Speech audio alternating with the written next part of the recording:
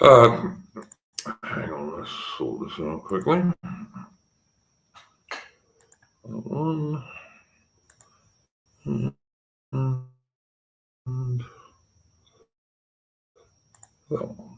there we go. It's my boomerisms, people. Good evening. Welcome to Splendid Isolation History number 5, which is called Writing History, but actually, and this is Aaron's suggestion, my guest this evening, we're going to be mainly looking at when the losers write the history.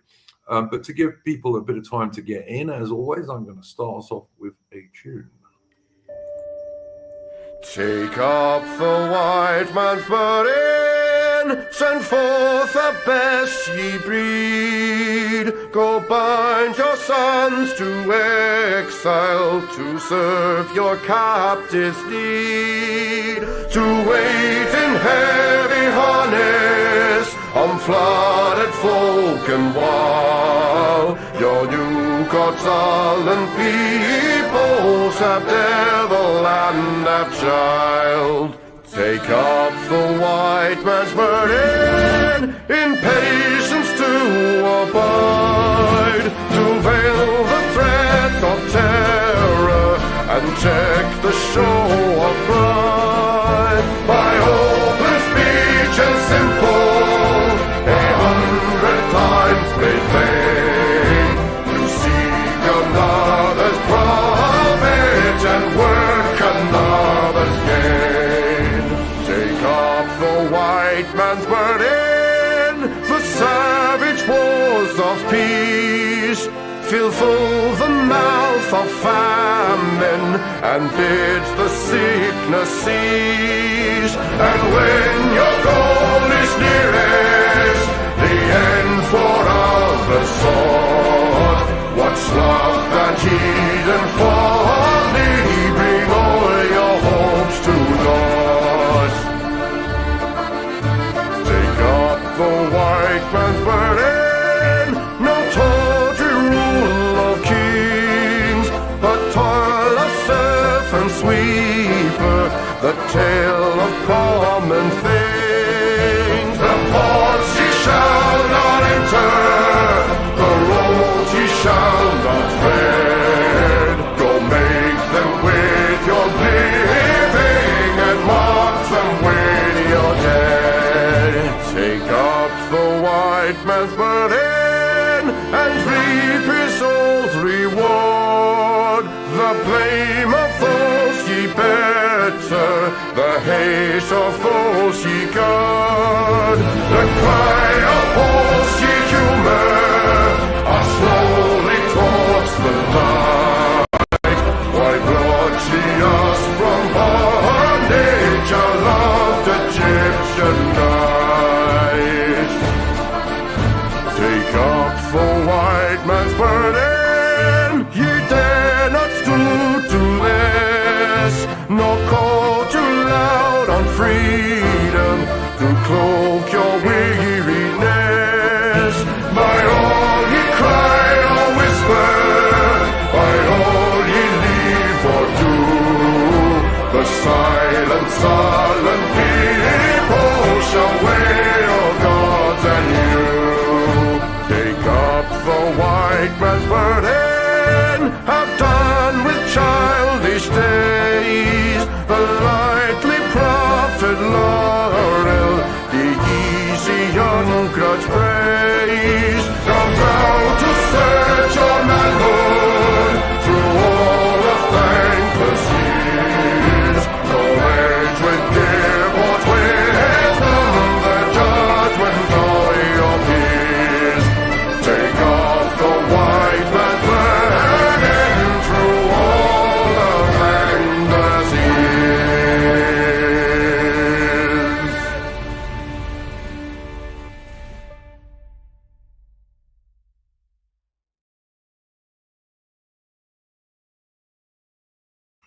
And that was the excellent Chris Gard. Do go and check out his YouTube channel. He's got a very good channel, and he is a right-wing musician. So there we go. Good evening, Aaron. How are you going this evening? I'm very well, thank you, Duke. Good. Well, this is Aaron actually suggested this subject, and we're looking at writing history, but I think Aaron mainly wants to look at when losers write the history rather than the winners. You know, people often say that history is written by the winners, and that's not always true. So, Aaron, I'm going to hand it over to you. Yeah, well, thank you. Yeah, the reason why this came up was that I'd seen a comment today about the Vietnam War. And it was something, and it jogged my memory about something I believe for quite a long time, which is that history is, as you said, Duke, often written by the winners, but it's also written by the losers, and that is rarely discussed, yet it is not exactly uncommon. And a couple of examples during the course of the 20th century, 20th century history, you have of the losers writing history. The first one is, of course, the Germans on the Eastern Front during the Second World War. Until relatively recently, there was a sort of unquestioned popular culture version of the Eastern Front, where the German generals were fighting valiantly against the Soviet hordes, and they were being sort of they were being stopped by quote unquote madman Hitler, and that's why they lost. Whereas the reality is, the Germans were defeated on the Eastern Front by the Soviets, and the Soviets weren't this overwhelming horde just grinding them down. They were actually a force using tactics, superior strategies against the Germans, and the Germans made mistakes, and those mistakes were by the generals, not necessarily by Hitler. And yeah, I totally agree. Totally agree. I think, to be fair, the Germans killed an awful lot of Soviets, especially in the first half of the war on the Eastern Front. Yeah.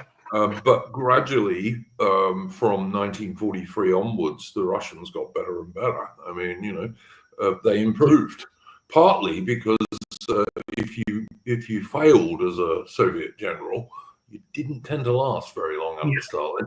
Yeah. I remember that Andrew Robertson, I can't remember which book he did, but he described a Soviet Air Force general who the Germans had attacked his airfield and wiped out most of the aircraft. And Andrew Roberts says he then took the technically wise decision of blowing his brains out. This was during Operation Barbarossa, because he knew that Stalin would do it for him if he didn't. Oh yeah, for sure. I mean, Stalin was much more ruthless than Hitler was in getting rid of failed commanders. Yeah, in fact, you can see this on the Eastern Front with, I think it's Franz Halder, who's the one who oversees Operation Barbarossa. He switched in the initial order of Operation Barbarossa.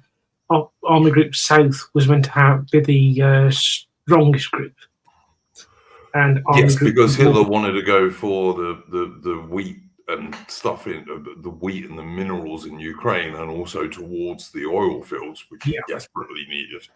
So and then Halder, because he was thinking of, he had sort of the France mindset where he thought that if he took Moscow, the country would fall.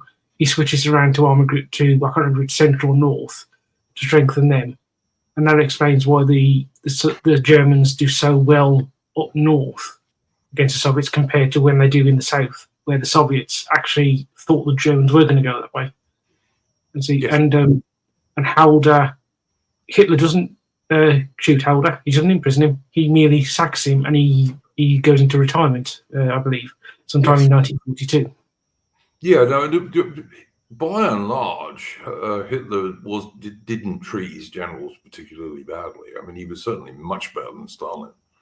In fact, you were probably more likely to get sacked as a British general than you were as a German general. Like Churchill sacked quite a lot of generals, usually because they weren't attacking quickly enough for him. Yeah, and we should just explain that the reason why this pop culture version of history is so popular is because after the Second World War, quite a lot of the German generals survived, and then they were recruited by the Americans to give account of their time on the Eastern Front, because the Americans obviously wanted to know how the Soviets fight. And yes, very much so, and also lots of very popular memoirs and biographies by people like Manstein and what have you, which are not always totally accurate. I'll just answer Duke Valentino in the chat, who's asking, will Mitch be joining? I have sent Mitch the link, obviously. I do not know. He hasn't told me. I hope so. Sorry, carry on, Aaron. In fact, when the Americans had these German generals come over and do this, it was done by the U.S. Army Historical Research Department, or the something historical branch, Yes. and Howder was among these. And in fact, Howder got in contact with all the German generals and made it clear he was going to be the unofficial editor of this account, and so he very much had his hand in working in sort of massaging the narrative, as it were, for the Americans, though the Americans themselves did not know this was happening. Yeah, absolutely. This is true. And I mean, we were talking about this a little bit before we started the stream. Obviously the Americans and NATO were very interested in how the Soviets did things. And this is partly why many of these field marshals and generals ended up working for the Americans. And not a few of them eventually became officers in the new Federal German Army, the West German Army. So, but it's really only the last, since the fall of the Soviet Union, I suppose you could say, that there's been much more. The Soviet archives have been opened, and there's now, if you're a specialist in it and you're interested in it, there's now quite a lot of pretty balanced accounts, particularly by people like David Glantz, the American former officer who has extensively researched the Soviet archives. We've got a much more balanced view now, but the popular view of the Eastern Front in America and Britain is very much still the German view.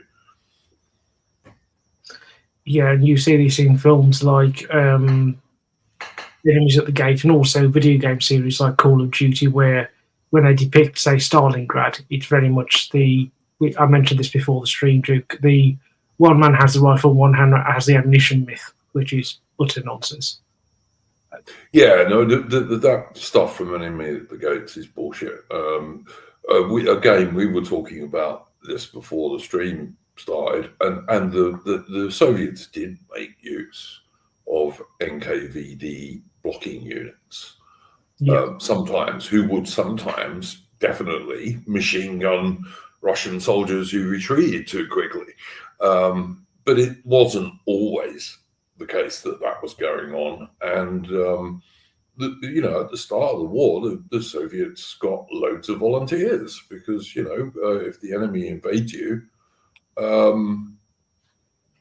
people are as patriotic in Russia as they were anywhere else. And after all, the Russians call it the Great Patriotic War, So, and even Stalin was like harking back to Russian military heroes from the past during the war, because it suited him, of course. Yeah. So I'm sorry. No, you carry on. I was just going to agree with that point. Very much within obviously Napoleon's invasion of Russia in 1812, and I think he very much calls on during sort of the Operation Typhoon. I think is when the Germans are on the outskirts of Moscow, and just very much calling on Borodino from 1812, the Great Russian Victory that sort of stopped the French. Yes, under Napoleon, absolutely. They were using that stuff. Stalin returned some of the traditional Russian officers' uniform, like shoulder boards and all this kind of stuff, which the Russians still use to this day. But they were stuff from the Tsarist era. Yeah. And actually, sorry, I'm just going to say there's one more bit of this pop culture myth version of the Eastern Front history that people that's absolutely untrue, but is very widely believed, is that the German generals were worried about invading Russia. They actually weren't. they actually had no problem with invading Russia because they were looking back to 1917, 1918 and thinking, we did it then, we can do it again. They were actually more concerned about going into France. The one guy who was a bit worried, and I can't remember his name now, was the main logistics dude. Yes. And he actually pointed out to the German general staff, look, we can go 700 or 800 miles, but then we're going to have a significant pause because we just don't have the transport. And of course, the other thing that made it difficult was that the Soviet railway lines were a different gauge from the German ones. Yeah. And so you either had to capture Soviet rolling stock and engines, or you had to change the gauge, which was a very big deal. But then also the German army in World War II, unlike the British, for example, or the Americans, was still largely horse-drawn. Outside of the Panzer divisions and the motor rifle and the motorized divisions, most of the German army still depended on horses to pull its guns and its wagons and everything else. And the infantry were actually marching into Russia at about the same pace that Napoleon's men did. It's quite funny actually when you read it. But yeah, so there were logistics people in Germany who knew they were going to have problems. But as you say, you're quite right. The vast majority of German generals, looking at World War One and also at the Winter War in Finland, thought that it'd be a pushover, which it certainly never was. So there you go. Yeah, and part of the reason why we have that sort of image of the Germans as this mechanized force, as opposed to the reality of them largely being horse-drawn or on foot, is because in a lot of World War II documentaries, they use German propaganda reels to represent the Germans. Yeah, and they're always showing Panzer divisions and SS motorized rifle divisions and this kind of stuff. And those guys, they had half tracks and trucks and all the rest of it, but the vast majority of the German army didn't actually. Yeah. Yeah, and actually, at this point, I'd like to. This is sort of connected. Is to move on to the second sort of example of losers writing the history, which is the Spanish Civil War, which is very much one where the Republican side. If you read any history of the Spanish Civil War, with the exception of Battle for Spain by Anthony Beaver, every other history of the Spanish Civil War you will read in at least English. I'm not sure about Spanish, but in English. No, the Spanish is different. I do know this because what's his name? Pete Quinones has actually done quite a lot of stuff on the Spanish Civil War from the nationalist point of view. And there are, in Spanish, books you can use, but the English translations are few and far between. Yeah, and it's almost all Republican, very much a Republican bias. Though they may be accurate in terms of the events. It's very clear when you're reading them, with the exception of the Beaver book, that this was a war where the Republicans were quote unquote betrayed by the international community and all this nonsense. I should say, and a lot of people don't even realize that the Republicans were mainly supported by Stalin and the Soviet Union. So In fact, quite a few Soviet men who come to prominence on Eastern Front during the Second World War with the Soviets sort of get their training with aircraft and tanks in Spain with fighting alongside the Republicans as military advisors. And also, in fact, Franco sent a division, the Blue Division, to fight on the Eastern Front, a division of Spanish volunteers. And they went there because the Republicans, of course, were supported by the Germans, and also by Mussolini's Italy. So they were kind of repaying the favor when they sent the Blue Division to the Eastern Front. And it got a very good reputation, actually, the Spanish volunteer division. Yeah, and with the Spanish Civil War, as I say, that's with the exception of Beaver, in the English-speaking world, it's all Republican slanted. And particularly because of the international brigades. Yeah. So you had lefty Brits and lefty Americans who went and fought on the communist side, basically. Yeah, I think because it'd be more accurate to call the Republicans the communists, because that's what they were really. But yeah, and I think with the only account, the only account for the Spanish War in English language, which is a contemporary account, which gives you a reasonably accurate depiction of sort of the Spanish Republic from the Republican side, is Orwell's Homage to Catalonia. And of course, he wasn't in any international brigade; he was in a separate unit, which was a unit established by the Independent Labour Party in Britain. And so you see a very different side to the Spanish Civil War from the typical one that you'll get in a sort of one-size-fits-all Republican bias narrative. Yeah, and I mean, even to this day, Catalonia is a pretty lefty part of Spain. So yeah, and I've always wondered why it is that there hasn't been a conservative English language, a number of conservative leaning English language histories of the Spanish Civil War being written, because there have been historians in both Britain and the United States, for example, who would have written that sort of thing. I think the reason for that, Aaron, is mainly because Hitler and Mussolini were supporting Franco's lot, and so therefore you can't possibly say they were good, Which of course is nonsense, but Yeah. Oh yeah. The commies in Spain did some appalling things. Oh yeah. I mean, like raping and executing nuns and priests and God knows what else, digging up graves of saints and you name it. They did some really awful stuff, which basically gets glossed over in the West. Yeah, I mean, if you're a group and you've got that you're being opposed by J.R. Tolkien, not a man who's likely to support Nazis or fascists, you're not the good guys at all. No, absolutely. Duke Valentino is saying, would Spain have made a difference if they joined World War II? I don't think so, to be honest. It wasn't wealthy enough. And it would have eventually got captured by the Brits and Americans. I mean, almost certainly. So, yeah, I think Franco did a good thing from Spain's point of view in keeping them neutral. Yeah, if Spain had entered the war, Gibraltar may have been put under siege, but I think that may have survived, and then you would have essentially had a rerun of the Peninsular War, essentially with the British and Americans coming up either through Gibraltar or maybe through Portugal, with Portugal joining the Allies. Quite possibly, although the Portuguese also had a pretty right-wing nationalist government at that stage. So, yeah. But, yeah, I don't think it would have done anyone any good. I mean, Germany wanted Franco to join, but Franco was clever and he just demanded so much stuff from Germany and Italy, which they simply couldn't give them, that he was able to avoid declaring, although, of course, he was generally pro-Axis.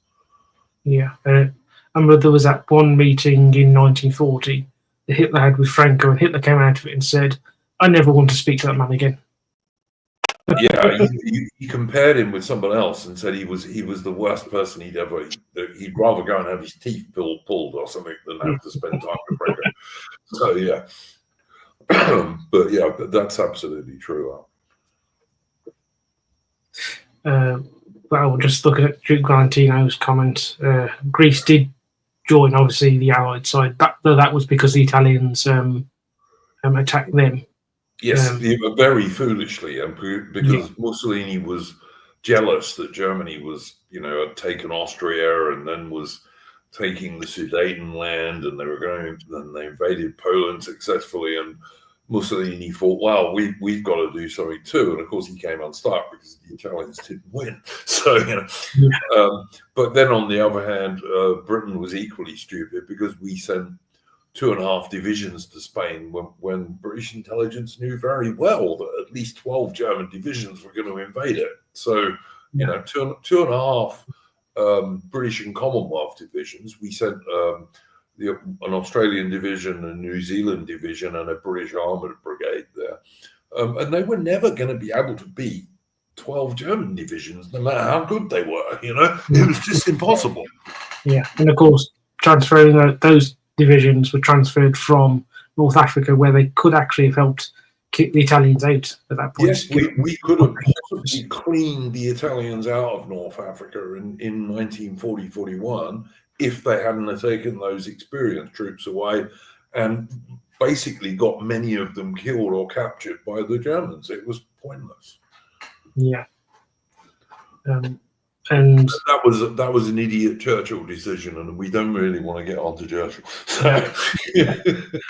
Well, at this point, I'll move on to. I'll stay in the 40s and 30s and move on to a British example, which is not military history, but which is actually political history.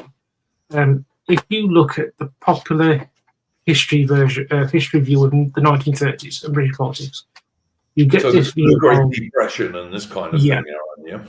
Yeah, so you get this idea of Britain has huge unemployment. You had the Unitarian, quote-unquote, Tory government in power.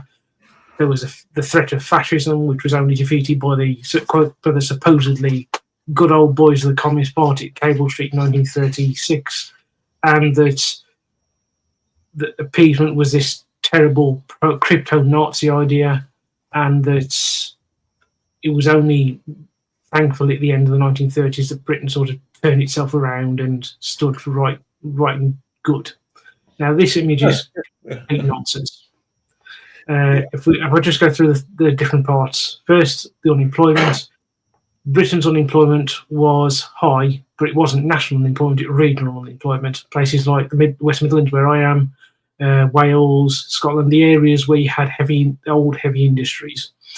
And whereas in other areas of the country, you had unemployment quickly returned to sort of normal pre-Great Depression rates. Britain, in fact, comes out of the Great Depression in 1933, I think it is, and by about 1935-36, the country is entering an economic boom, and you've got the rise of what are now described as light industries across the country in places like the West Midlands.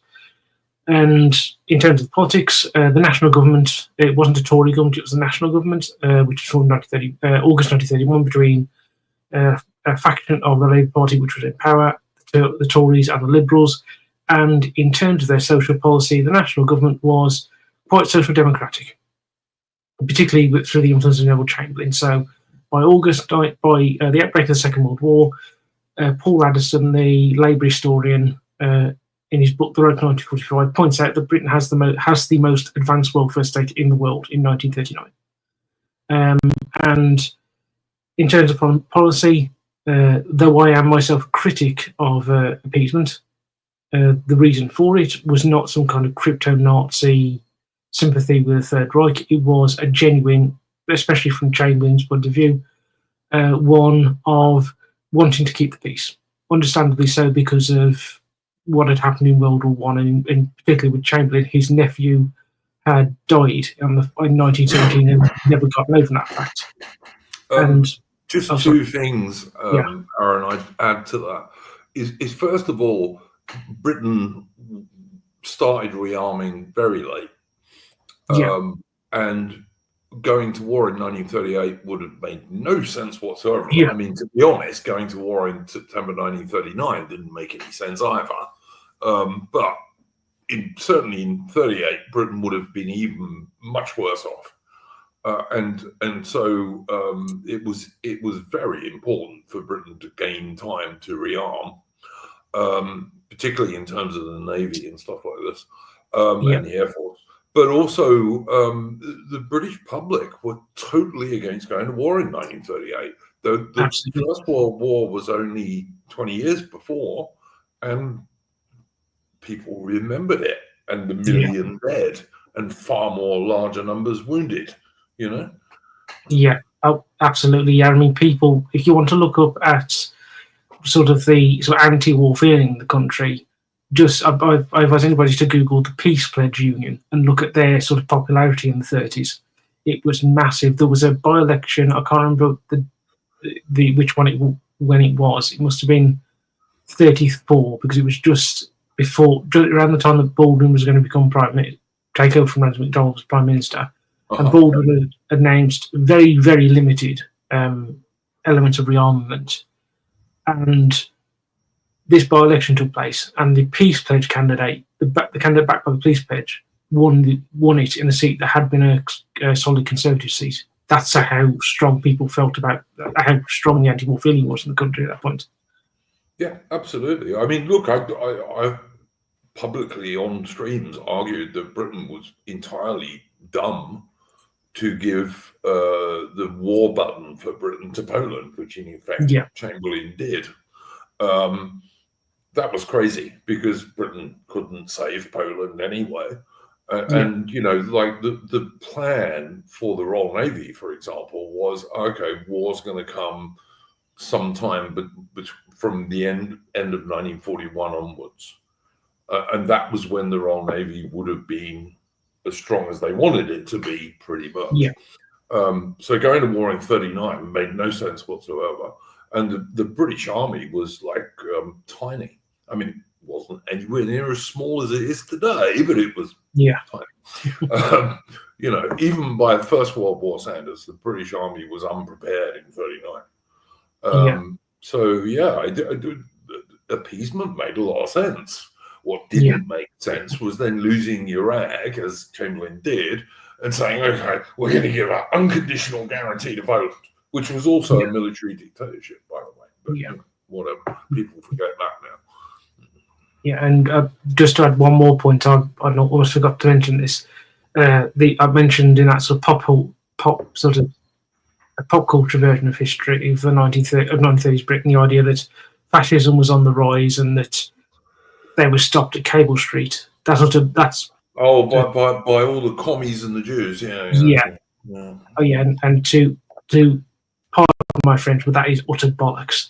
Yes. Mosley's black shirts were never really popular. To put this in perspective, this is an era where the membership of a political party represents reasonably accurately its popularity with the public. By 1939, or actually 38, both the Tories and the Labour Party have about 900,000 members strong. Mosley's black shirts, at their most popular, had about 80,000, and a party membership about 80,000 strong. That was also the same amount as the British Communist Party. The idea that they were suddenly going to sweep an election if they'd stood in 35 or if there was a general election in 1940s was nonsense. Mosley's party was a complete failure. And part of that is because the national government is so effective at what it's doing. And partly because, for all of my personal dislike of Stanley Baldwin, he was a very effective political operator. Yes. And he really spun the strings behind the national government. And I agree with you, Aaron. I'd also say that people also forget that Mosley's, British Union of Fascists, I think, was actually mostly based on the Italian fascists of Mussolini. It wasn't at all based on Hitler's National Socialists in Germany. And Mosley's actually receiving, the BUF is receiving funds from the Italians from about 1933-34 onwards. It is very much inspired by Mussolini. In fact, the reason why Mosley, to give a bit of part of history of Mosley's background, he is elected in 1918 as a Tory MP. He leaves the Tories in 1920-21 over the policy towards Ireland. And it should be pointed out here for all the people who on the right who are fans of Oswald Mosley and you're British, that Oswald Mosley was, from that point onwards until the end of his days, in favour of a united Ireland. When I hear people call Mosley a patriot, all I can think is, how can you call yourself a British patriot and be willing to sell the Ulsterman down the river? I agree with that. And but the point I would make is that Mosley based his British Union of Fascists much more closely on the Italian fascists than he did the German National Socialists.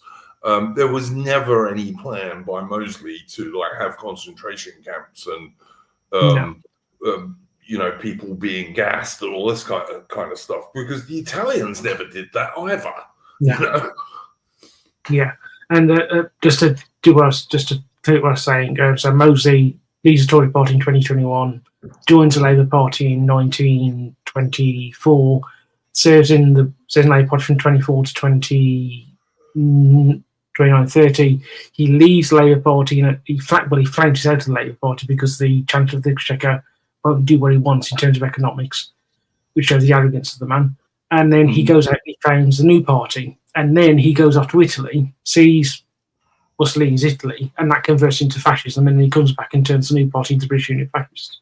Yeah. So, as you say, it's very much the Italian model, not anything else. It wasn't the German model. No. And you know, these days people use fascist interchangeably with National Socialist, and you shouldn't, because they're not the same, and they weren't the same at all. Yeah, they really weren't. The Italian version, which was the original and earlier version, was a much more mild affair. I mean, yeah, Mussolini killed people, but he killed people in the low hundreds, not in the millions. You know, he didn't. Yeah. In fact, I've always said that if you were given a choice to go back in time in the 30s and to live in either the Third Reich, the Soviet Union, or fascist Italy, you choose Italy, because as long as you didn't say anything, you weren't likely to get in trouble. You could live reasonably free there. Yeah, absolutely true. I'm going to ask you this because I don't know, Aaron. Gondorian cowboy, wasn't Oswald Mosley part Irish himself? He also supported the Irish fascist blue shirts, which I'm sure is true. But I don't know about the Irish bit. Do you know? I think he may have had some ascendancy ancestry. So you mean Protestant Irish? Yeah, that's very likely. Yeah, there was a lot. I mean, half the British Army generals were ascendancy Protestant Irish. So I mean, yeah. Oh, well, actually, since we've like Wellington himself, I might add. But, yes. Actually, I'll just bring something up about the blue shirts. There's a very funny incident that took place during the Spanish Civil War when they were over there. They got drunk the previous night, and they'd had then some Spanish food in the morning, and they were on parade being sort of given a once over by a Spanish general, and one of the soldiers, when the Spanish general passed him, sort of the hangover and the Spanish food got the better of him. He threw up, but he threw up sort of going sort of leftwards, and he ended up throwing up down the back of the tunic of the Spanish general. But that made him popular. Yeah, I mean, look, one of the things people forget today, because Sinn Féin today is Brits out, Somalians in terms of Ireland, and the Provisional IRA back in the days of the Troubles was very much a Marxist organisation. Yeah. But the original IRA and nationalist Ireland in general was pretty fashy. It was. Yes. I mean, also, I would at this point just point out about the Southern Islanders that there's this common misconception, also, again, another popular myth, about the idea that Northern Ireland was this bigoted, sectarian place, and that Southern Ireland was somehow somehow liberal. Whereas, if you know anything about the history of the South, no, it wasn't. No, it wasn't. It was that state was set up to be explicitly a Irish and Catholic state. 100%. Yeah, and there's a very famous remark people always know about Sir James Craig saying that Northern Ireland was a Protestant parliament for a Protestant people. What most people don't know is, one, he didn't say I can't remember the exact phrase, but he wasn't saying, he was saying a Protestant parliament for Northern Ireland. But he was saying that in response to the Archbishop of Dublin declaring that the South was a Catholic state for Catholic people. And it's, Yeah. Oh, look, I wish we had Lady Charlotte on this stream, because she comes from Northern Ireland, but she's also got relatives in the South. And I meant to say this on our last normal weekend stream. No one has heard from Lady Charlotte for at least a couple of weeks now. I think her last post that anyone saw was the 20th of February. I sent her a private message on Discord on the 27th, and I haven't had a reply. So I really, really hope that Lady Charlotte is okay. Yes. Yeah. If anyone has heard from her who hears this, please let me know on X or whatever. Thanks.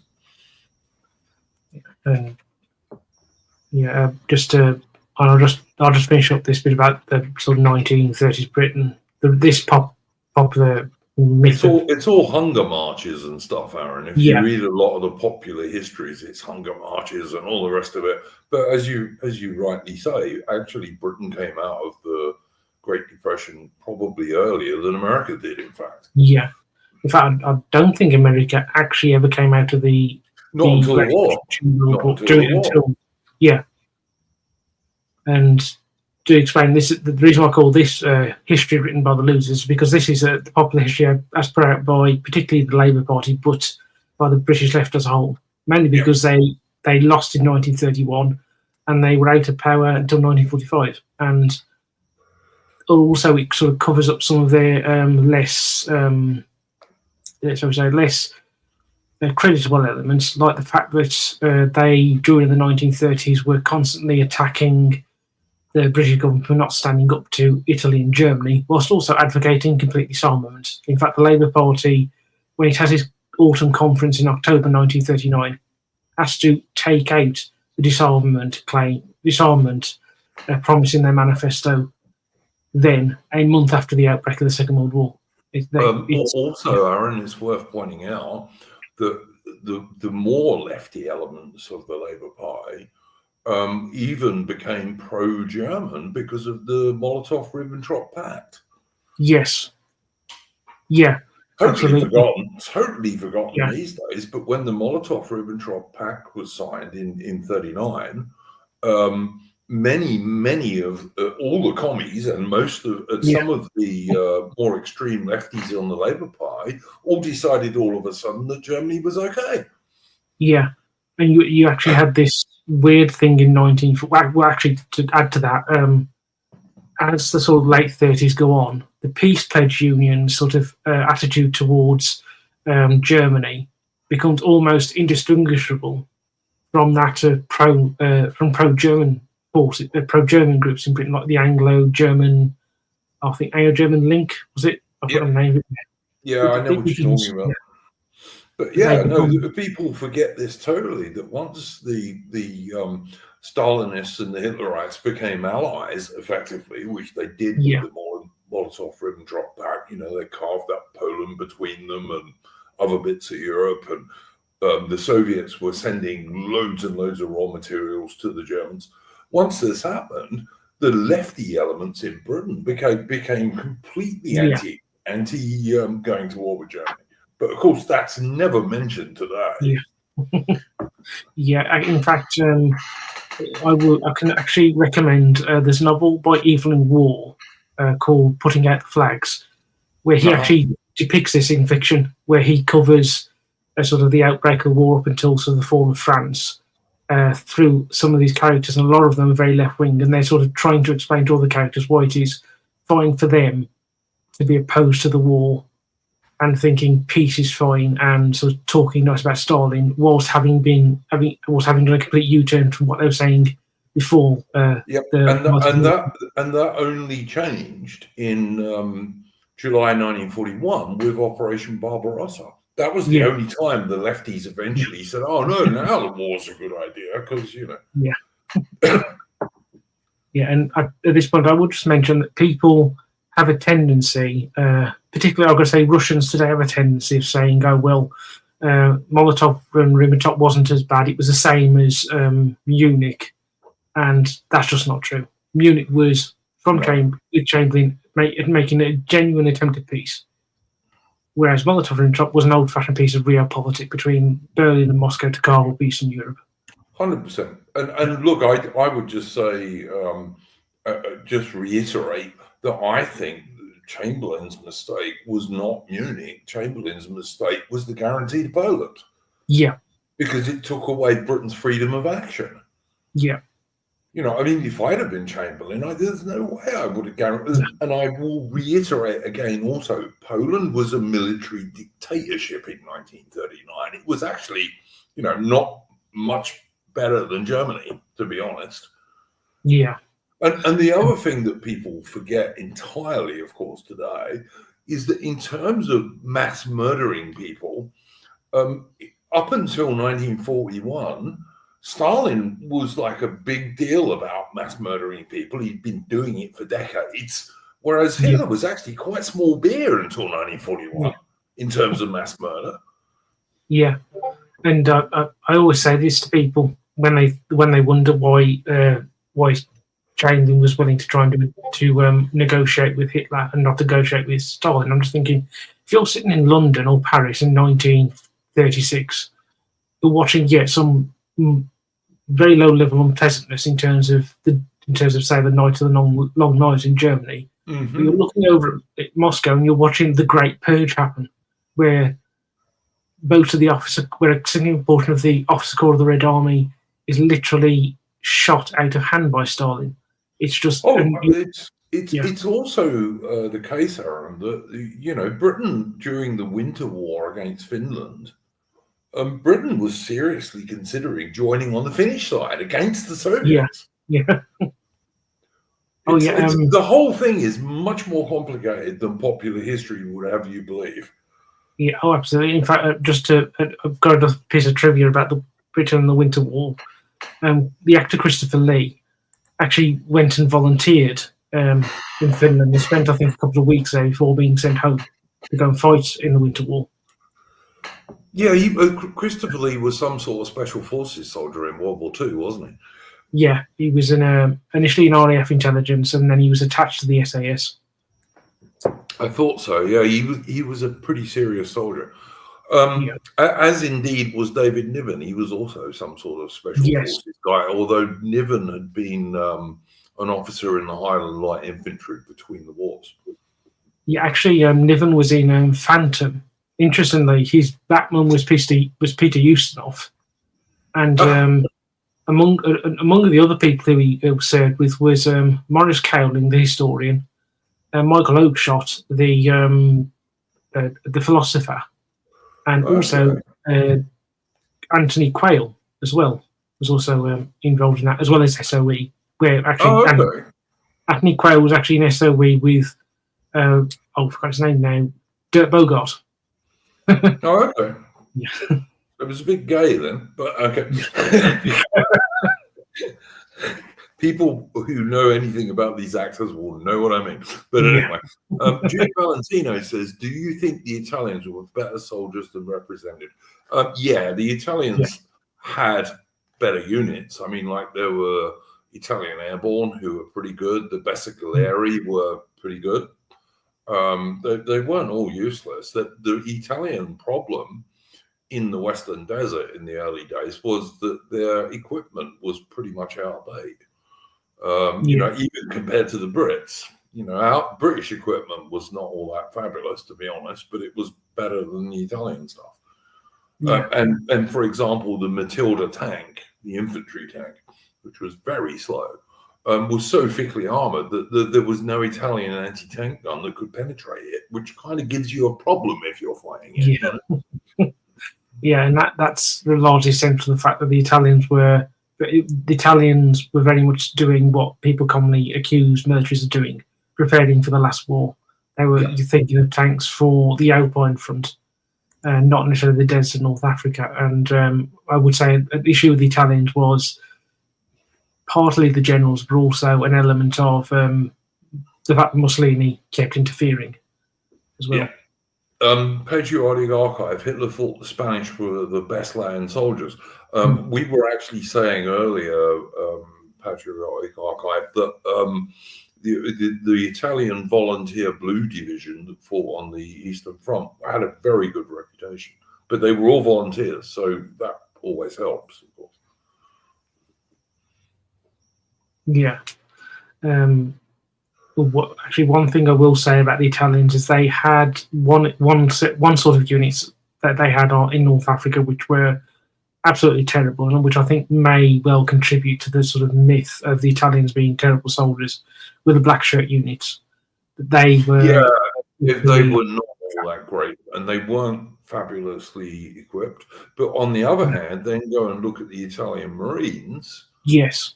And especially their equivalent of the Special Boat Service, who were excellent, really, really good. Yeah. And also the Italian frogmen going up against Buster Crabbe as well. That's what I mean by that. Yeah. absolutely, Aaron. The Italians varied. Yeah, I mean, their motivation was not always very high, but Yeah, the good Italian units were as good as anybody else. So yeah, yeah. And just thinking, if there's anything else. But I do think you make a good point that the British history of the 1930s is basically lefty history, the popular version of it, Yeah, and it doesn't have a great deal to do with what really happened. yeah, yeah. And actually, this we can sort of move on to me sort of final example, which is the one that I find most interesting because this is so ingrained in sort of popular culture that to say anything. It's anything contrary to this makes you seem completely mad, which is the Vietnam War. If you the pop history of the Vietnam War was that the Americans could never win it. The truth was the Americans could have won it, but they chose to give up. For example, in 1968, when they're fighting the Tet Offensive, they defeat the Tet Offensive. Yeah, they really did, and it was only the American media that pretended that somehow this was some big defeat for the Americans. It wasn't. It actually smashed a lot of the main cadres of the North Vietnamese in the South. They were destroyed. But the media decided, no, this is now an unwinnable war. Yeah, and even when the Americans are going through Vietnamization and they're withdrawing the troops from the country, they could still have won the war by continuing to support the South Vietnamese, who were more than willing to fight on. But of course, what happens is the Americans, after they leave, renege on the deal they did with the South Vietnamese, and they cut off the materials to fight on. Whereas in North Vietnam, the Soviets and the Chinese did not do that, and so the North Vietnamese win. Yeah, they eventually launched a big tank offensive, which overran the South. Yeah. And of course, one of the another sort of part of this problem, which is that the myth is that the Viet Cong were the main sort of force the Americans were fighting in Vietnam. That was not really true. The North Vietnamese army was a significant force that the Americans were fighting. Yeah, 100%. Yeah, absolutely true. But I mean, you are absolutely correct, and I think this is a very good example of what you're talking about. The almost all the history we read about the Vietnam War is written by the Americans or occasionally by the Australians, who also fought there on the American side. But the vast majority of it is written by the people who didn't win the war. Yeah. Yeah, and I always put down to that sort of inevitability of the war, that it was inevitable the Americans were going to lose in this. When the Americans write it, to cover up for the fact that the Americans willingly lost the war, because it's far easier to sort of accept the fact that you lost the war because it was inevitable than the fact that you lost the war because you gave up. Yeah, I mean, look, the Americans, I think, lost, 59,000 or something like that in Vietnam for the whole war, which is a lot. Don't get me wrong, but it's not enough to make you lose a war from the losses. It isn't. Yeah, and also another part of this myth is the idea that the Vietnam War, the U.S. Army in the Vietnam War was overwhelmingly conscript. That wasn't actually true. I can't remember how much. Only a tiny minority of the U.S. forces fighting in Vietnam were conscripted. The U.S. Army in the Vietnam War was very much a volunteer army, unlike, for example, the Second World War, which was a large conscript army. Yeah, absolutely correct. And also, I mean, the American units, such as the U.S. Marine Corps and the American Airborne and what have you, those elite units, even when you have conscription, have less conscripts than the other units because they get more volunteers. Yeah. Yeah, so as I say, it's very much an exact that's always, I always think, is the best example of the losers writing the history because of just how ingrained it is in sort of pop culture. That if anybody even suggests that, for example, the Vietnam War was winnable, people do look at you as if you're sort of talking out the back of your head. Yeah. But I mean, to be fair, I think it was only winnable if the Americans were willing to invade the North, and they never were. Yeah. If the Americans had invaded the North, yeah, it was winnable, but I don't think that any American president was willing to do that. Yeah, but I would also say that even if the Americans had decided not to invade the North, but they continued to support the South Vietnamese until the end of the Cold War. I think at that point during the counterfactual, you may well have seen North Vietnam collapse because of the loss of the Soviet support. Yep. Yeah. Can I just interrupt you a minute, Aaron? For a couple of things. Look, guys, I'm these days spending a significant amount of money paying StreamYards and also X to stream there. So if you want to support the channel, you can do so via Entropy, and the link is pinned at the top of the chat.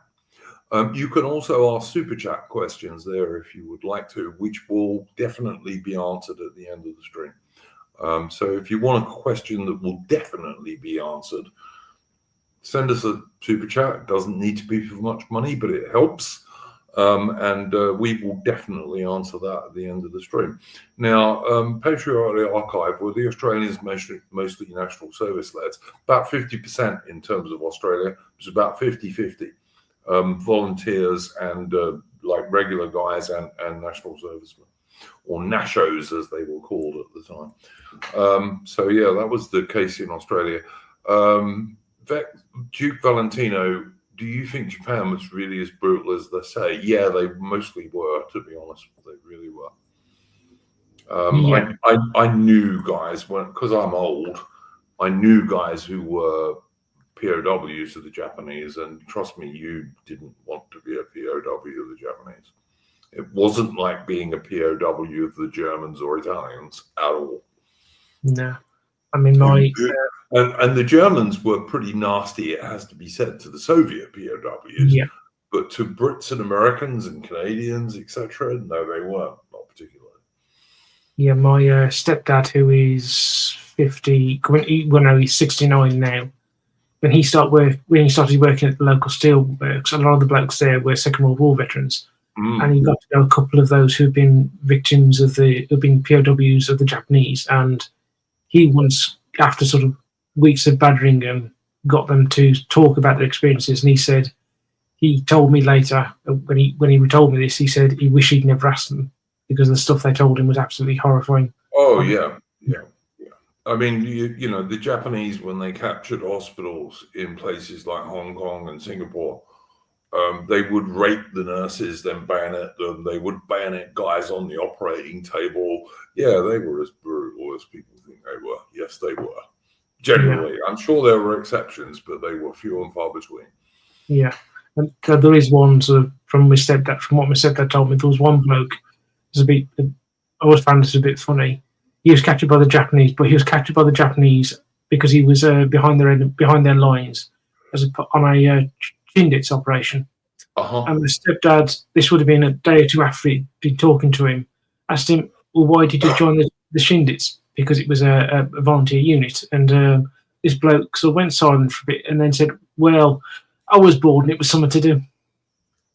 Yeah. I knew a guy who was a Chindit when I was much, much younger. I used to work at Cash and Carry for a while, and he used to run the petrol pump there, and he was a Chindit. Really, really nice dude.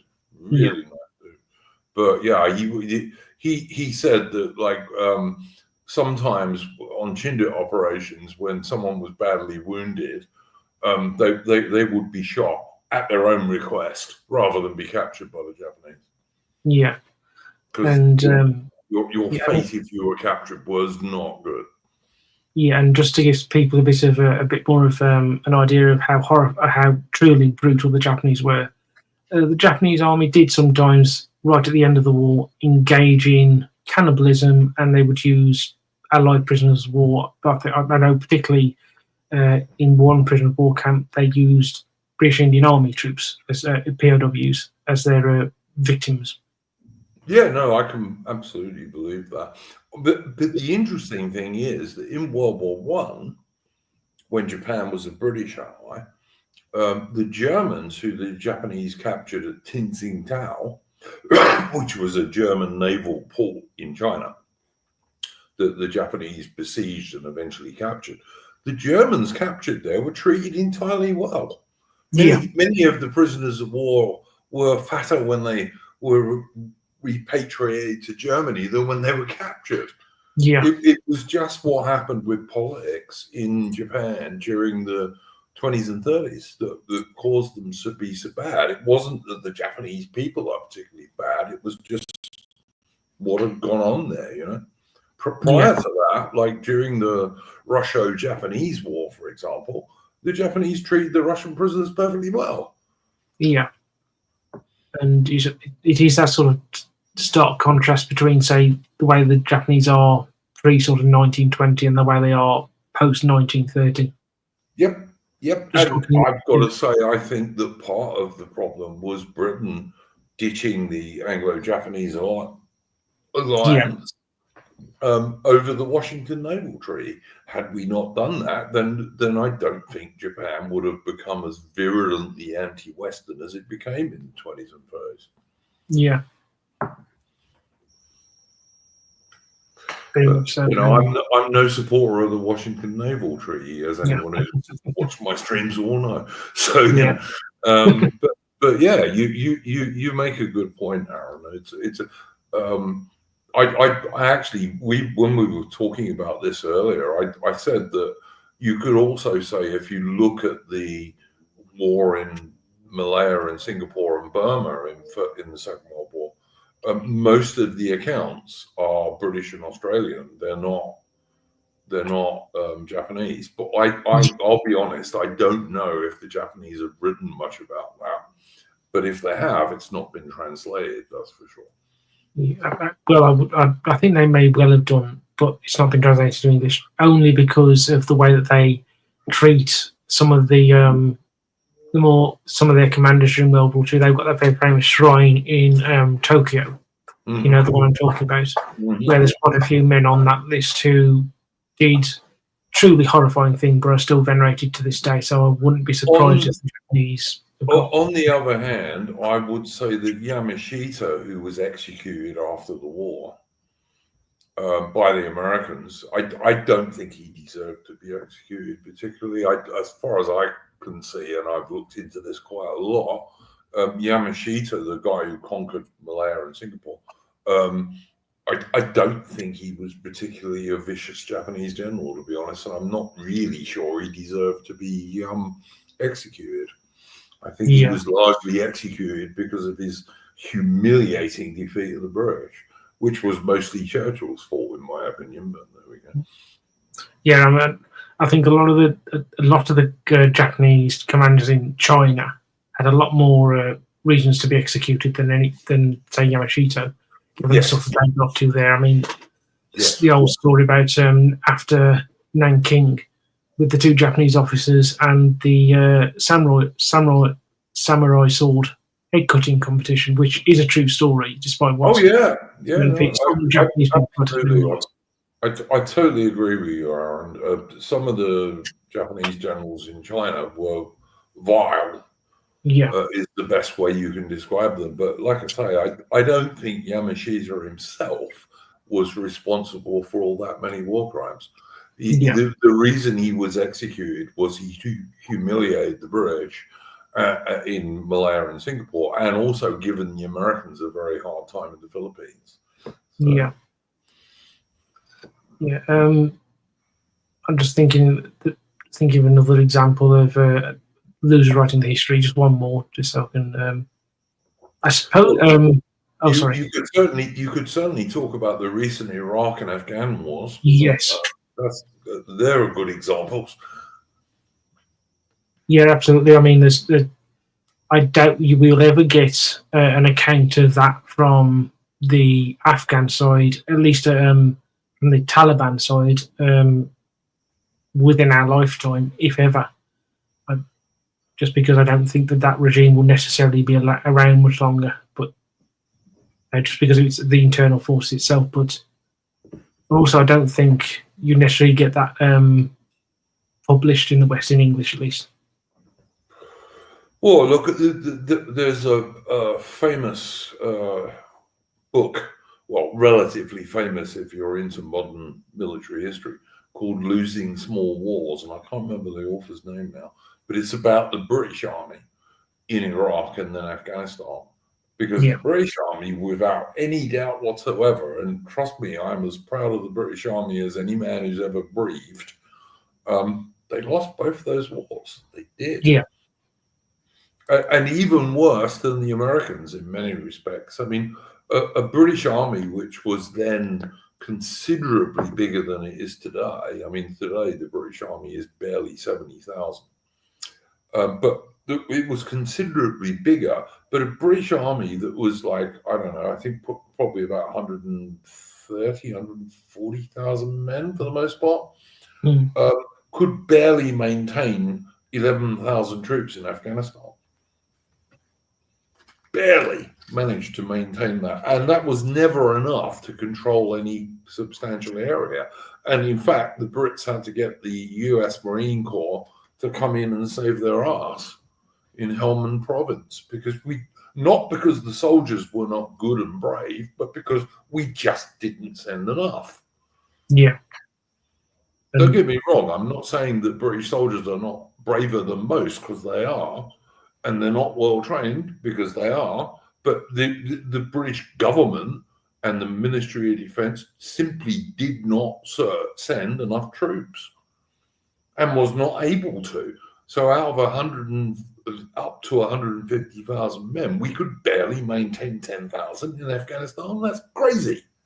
Yeah, and I mean, that to a degree is down to Gordon Brown, because when he was Chancellor, he was highly resistant on defence spending. And also, it's worth pointing out that in order even to send the number of troops we did to Afghanistan, the Royal Navy was basically destroyed, because it was useless for Afghanistan. You know, you can't have warships in the middle of a Central Asian country. Yeah, and so Gordon Brown's sort of role in it was that well understood within the senior ranks of the British Army that when he became Prime Minister, well, no, this was between becoming Prime Minister and between becoming Chancellor and Prime Minister, he had a meeting with senior British generals, and he sort of jokingly said, "You think I hate you, don't you?" And they said, "No, we know you fucking hate us." Yeah. But this was the same moron who sold almost all the British gold reserves when gold was at the lowest price it's ever been. I mean, you know, he wasn't the brightest tool in the shed, let's say. Duke Valentino, are there many Muslims currently in the British Army? Far more, in air quotes, British Muslims have joined the Islamic State than have ever joined the British Armed Forces. Not just the army, the armed forces. Far more so-called, in air quotes, British Muslims have joined the Islamic State than have joined the British Armed Forces. That is just a fact. Yeah, there's a question of how many would you actually want to join, given their opinion, shall we say? None, to be honest with you. But then I'm a deportation guy, so yeah. I believe in mass deportations, and I think they're inevitable. Yeah, and also with Iraq and Afghanistan, there's one thing I will say about Iraq and Afghanistan is that there is a part of the sort of popular myth about them sort of writing of this history being written by the losers is that you will get a claim that this was all done, particularly in Iraq's case, for oil. And that is just not true. When George Bush stands up and says, "We're doing this for democracy," he means it. And interestingly, when Blair says it, he really does mean it. I can highly recommend to everybody to go to Google Tony Blair Chicago speech 1999, where Blair explicitly connects liberal humanitarian interventionism with what the Blair government is doing at home, and he sees it as one thing. Well, I mean, look, but let's be clear.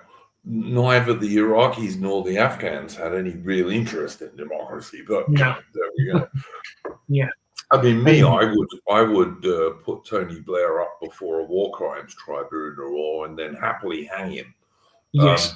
Not for the civilians who he got killed, but for the 650 or so British soldiers he got killed in Iraq and Afghanistan, and the many times higher number who were maimed, lost limbs, and wounded. And I would hang him as a war criminal for that, because it was for no purpose whatsoever. None. Yeah. It was so bad that when the British Army withdrew from Afghanistan, we had to bring our war graves and our war memorial home because we knew what would happen if we left them there. Yeah. And as far as I'm concerned, every single one of those young men and a tiny handful of women who were killed there and maimed and wounded there, it was for nothing whatsoever. Absolutely nothing. Yeah, and I agree. I supported Bush going in there with the special forces, including the British SAS and the British Royal Marines SBS. Supported that, but we should have gone there, got rid of the Al Qaeda guys, and then left. Yeah. Yeah, I mean, no point spending 20 years there, none at all. Yeah. And one thing you mentioning Blair, one of the things I cannot stand is sort of Alistair Campbell's sort of rehabilitation he's had in the past few years. And you will seriously hear people who, like him, declare Brexit to be the worst foreign policy decision Britain has ever made since the Second World War. And I'm thinking, sorry, you're venerating Alistair Campbell as the great hero of the Remain side. And this is the man who lured us into Iraq, which is arguably the worst foreign policy decision Britain has made since Suez. Yeah, I was just going to say, if you were going to say the very worst one, it might have been stopping the Suez expedition. If I'd have been the British Prime Minister, Eden, I would have dared the Americans to do it. I really would have.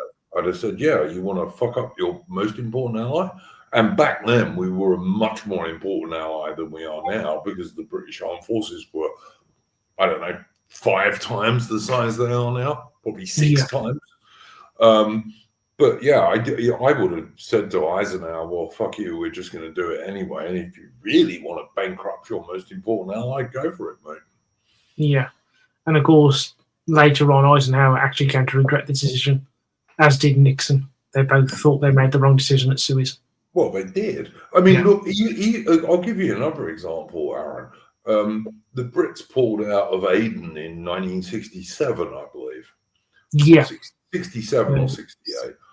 And the US Navy is currently fighting the Houthis. And do you know where the Houthis are?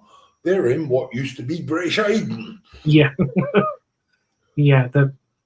Though that we should point out was actually a policy of the British government. That was the Wilson government deciding to do that. It was Wilson, who many people suspect had strong links to the Soviet Union, which I think is probably true. But you know, many people suspect it. I don't think he did. I don't think he had links to Soviet Union. I think he was doing what he did because he believed it, not because he was doing it as a Soviet agent.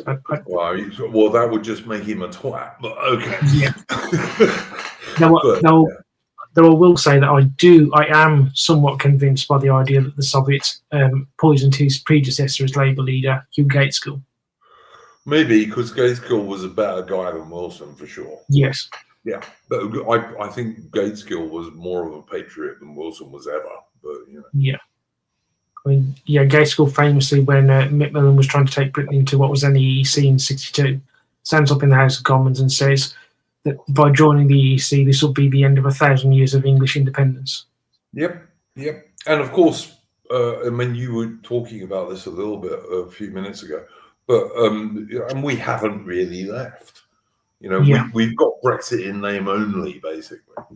and two-tier care is desperately trying to push us back into it because he wants to join the EU army and all the rest of the nonsense. I've got to say, I don't think that's going to work just because the sort of there are things. I don't think he'll want to reopen that wound, even if people in his party do. I think even he knows that would just be would sort of damn his government. I don't think he could do it openly, but I think what he is doing and the Labour Party are doing is they're doing it via the backdoor route as much as they can. Yeah. Because we never really left. There were various things like the European Court of Human Rights, etc., which we should just have left. Yeah. That's what people voted for. Yeah. Duke Valentino, do I think Stalin was poisoned? I have no idea, and I don't care if he was, because he was an evil bastard. As far as I'm concerned, Stalin was at least as bad as Adolf. Yeah. As far as I can tell, I don't think he was. I think he just did die of I think it was a stroke. He had a stroke, and then because of God was so terrified of him, they would go in, and he died sometime after he was just after he was discovered. So no, I don't think he was poisoned. I think it was just generally natural causes. But he was one of the most evil men that's ever lived. So who cares, basically? Yeah.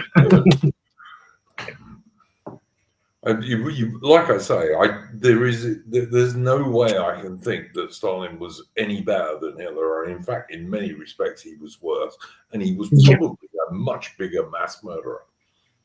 Oh yeah, absolutely. I think the only person who's killed more people than Stalin was Mao. Yeah, Mao. I think Mao probably did. Again, an extremely evil man. Yeah. Just a totally evil man to his own people, even. Yeah. Have I seen The Death of Stalin? Yes, I have. It's an excellent movie. It's quite funny as well. Very, yeah. Especially Jason Isaacs as Zhukov. Yes. Yeah. No, he's good in that, even though he is an awful liberal lefty in real life. But yeah, I know that what's his name, Apostolic Majesty, did an excellent review of The Death of Stalin, which is worth checking out. Yeah, and just to explain, just to sort of back up what you said about Mao, he in the Great Leap Forward, which was I think 1956 to 62, killed at a bare minimum 60 million Chinese people. Sorry, 50 million Chinese people, which is almost as many people which is close to the amount of people who were killed in the Second World War. Well, I mean, look, before World War II, the most costly war in history was the Taiping Rebellion in China. Yeah. So, the one that Chinese Gordon fought in, who eventually became Gordon a cartoon. Yeah. But yeah, the Chinese are just insane in terms of that stuff. But certainly until 1941, Stalin made Adolf Hitler look like an amateur in terms of mass murder. Yeah, absolutely. Patriotic Archive mentions Pol Pot in Cambodia. Yeah, absolutely. Yes. Another absolute nutcase. Yeah, and there was also that bloke, I've forgotten his name, another sort of Soviet-backed leader in Equatorial Guinea. From the 60s up until 79. There's quite a lot of African warlords who, in their own small way, were pretty evil, for sure. Yeah, I mean, I'm just thinking of this bloke that he was so horrific what he did to Equatorial Guinea that a Swedish journalist in, I think, the late 70s described it as the whole country as the Dachau of Africa. It was that bad. Well, there's a lot of Africa like that. I mean, people will ask you what's the most dangerous animal in Africa, and the truth is it's humans. But After that, it's mosquitoes, strange to say. Yeah. But there we go. But humans are easily the most dangerous animal in Africa. Yeah. And I lived there for 15 years, so I do know what I'm talking about. But Yeah. yeah. Aaron, is there anything you would like to plug, like your channel and stuff like that? Oh, yes, I've got 2 live streams coming up this weekend. One with Peter Wheeler, who's a member of the Social Democratic Party. So I'm just going to be discussing sort of the Social Democratic Party with him and why he joined. And then on Sunday, I'm going to be doing an interview with an Irish author called Andrew Verlaine, because I've read his debut novel, which is called Stigma Play, and I'm going to be doing a review of that tomorrow, and then I'll be talking with him about the novel on Sunday. Oh, that'll be interesting. Yeah, Aaron's channel, for people who don't know, it's mainly literary, but he also does occasional film reviews and stuff like that. Would that be fair, Aaron? Yeah, very much so. Actually, last weekend I did 2 live streams. One was about the future of the James Bond film franchise, and on Sunday I did a discussion with 2 authors on our favourite horror films. So yeah, I cover films on occasion as well, but mainly it's books. And the other thing I would point out about Aaron is that you will notice he's Aaron Hook, and he is actually related to Private Henry Hook, Victoria Cross, from Rorke's Drift. Aaron is actually related to that chap. So there you go, which is pretty cool as far as I'm concerned. Anyway. Oh yes, I will actually mention one more thing. On Sunday, the 30th of March, I will be doing a discussion of the Battle of Rorke's Drift with Duke and also Mitch. Oh, cool. That'll be good. Yep. Oh, you mean this is the past one we did?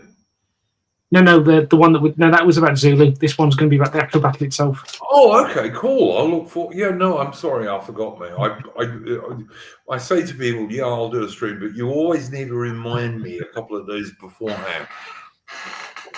But yeah, I shall look forward to that absolutely, and I hope Mitch comes on that one too, because that'll be good. But yeah, I wish I was related to someone as famous as Henry Hook, and of course he was nothing like as portrayed in the movie. He was actually an excellent soldier who was detailed to make tea for the sick, that was the reason he was in the hospital. And far from being like a barrack room lawyer, after the Zulu War, his commanding officer, Bromhead, amongst other people, got him a job at the British Museum in London, which was, it wasn't a great job, but it was a steady income, and it wasn't that easy to get. And so Hook became worked at the British Museum, and in his spare time, he joined the local volunteers for the British Army and eventually became sergeant. And he was still connected to the British Army in 1905. So, he was not at all like the bloke portrayed in Zulu. The only accurate stuff in the Zulu film is the actual fighting that Hook does in the hospital. That was pretty well shown. But he was nothing like the character that James Booth played. And I think I've said before on a stream I did with Aaron that his 2 elderly granddaughters stormed out of the premiere of Zulu because of the way their grandfather was portrayed, which was nothing like the real man. Yeah, absolutely. And I will just actually Patriarch Archive mentioned the chat. Yeah, he was a teetotaler, and he was also a lay Methodist preacher. So this was very much an upstanding man. He was nothing like James Booth in the movie. The only accurate thing was the fighting that Booth does in the movie is pretty much what Hook did. Although actually, Hook got a Zulu assegai that was thrown at him that went through his cork helmet, his sun helmet, and almost scalped him. And he got headaches for the rest of his life because of that. because he was almost scalped by this Assad guy. And if you look at photographs of him after the war, after the Anglo-Zulu War, you'll see he's got an exceptionally big pie, and it's not a big pie; it's where the damn spear hit him. He was a really good, outstanding British Army soldier, and he was in no way a backroom lawyer or anything like that at all. Yeah, and I should say that I am hoping in the future that we'll be able to do a live stream on Sergeant Colour Sergeant Booth. Oh yeah, I'd definitely be up for that, Aaron. The guy from the 80th Regiment from the South Staffs, yeah, for sure. He was a real hero. The guys who escaped from the disaster in Dombey River, which I've been to, it's in the middle of nowhere even today, by the way. The guys who escaped from that battle, it was thanks to eventually Colour Sergeant Anthony Booth. Really, a real British Army hero, and deservedly a VC as well. Yeah, there was I think only among the men who escaped, who were trying to escape, only 2 didn't follow his orders, and those two were killed by the Zulus. Yep, and also the other thing about Booth is that his officer jumped on his horse and ran away. Yeah. There was a lieutenant on Booth's bank of the river, where Booth owned. The British company there was divided. About 70% of them were on the bank the Zulus attacked, and about 30% were on the other bank because they were trying to get wagons across this flooded river, and it was a slow process.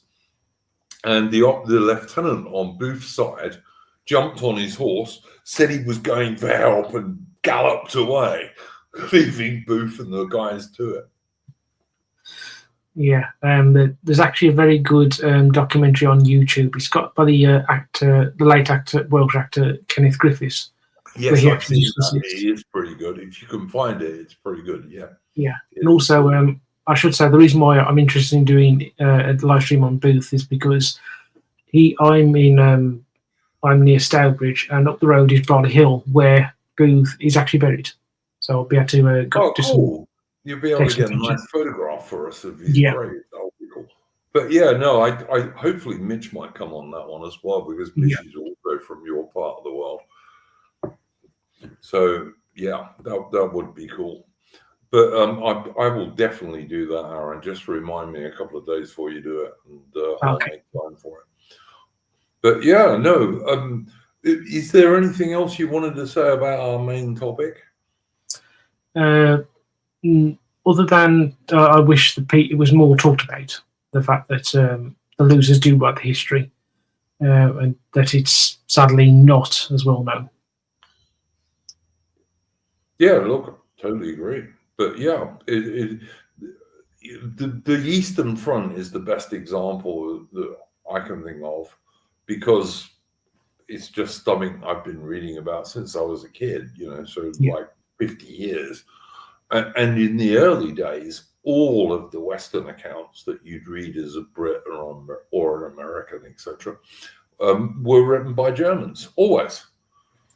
Yeah. And overwhelmingly, in terms of popular culture, that's still the view that people have.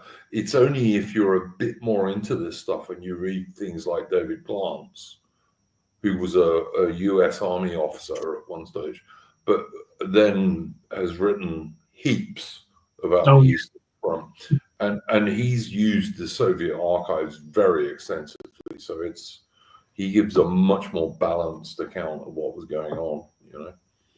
Yeah, in fact, one thing I do want to do when I actually have enough money is to buy the full set of his books, because there's a huge number of them, but to have those that you can just go to whenever you need to look up something would be wonderful. And most of them are huge, I have to say. Like, they're very detailed. Yeah. You can find a little bit of Glance doing lectures on YouTube. Not a lot, but there's probably, 3 or 4 streams you can find. And he just points out, like, the scale of the fighting on the Eastern Front was enormously bigger than anything the Brits and Americans did in World War II. It was enormously bigger. You're talking about hundreds of divisions, you know, the Battle of El Alamein, for example, involved, I think, probably 7 or 8 British and Commonwealth divisions and about 5 or 6 German and Italian divisions. That would have been rated a big skirmish on the Eastern Front. Yeah. That was where the war was really won. Like, most of the German army that died in World War II died from the Russians. It didn't die from the Brits and Americans. Yeah, and in his lectures, Glantz also gives you a good sense of the sort of the geographical length of the front. Because I think on one of his lectures at the beginning, he shows a map of the USA, and then he shows the front line, and the front line roughly goes from the American border along the eastern seaboard, from the Canadian-American border down to the tip of Florida. Yeah, it was an enormous war. Yeah, really enormous war. All right, let me just check if we've got any super chats or such things,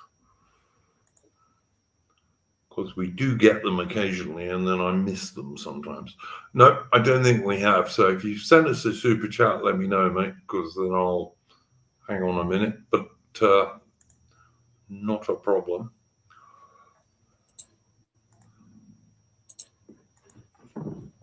Okay, guys, I think we've covered most of what I was going to cover. I don't have an outro tune for us this evening, which I would normally have from Patriotic Archive, who's in the chat. Good channel. Go and check him out on YouTube. Yes. I just forgot to get one. I'm sorry. We will be back on Saturday, British time, which is early Sunday morning for me in Australia. And we'll be doing our normal weekly current events, news and politics stream that we do every week, and that is now up to number 215. So we've been doing it for a while. So come and check us out on that. I will also say, guys, please like the stream. It really does help the channel. And subscribe to the channel. It doesn't cost you anything. And that helps us too. So, yeah. Thank you very much to Aaron Hook. Later on, I'll put up a pinned comment, which will have a link to Aaron Hook's channel, so you can go and check him out. And we'll see you on Saturday for Splendid Isolation number 215. Go well, guys, and don't let the bastards grind you down. Bye.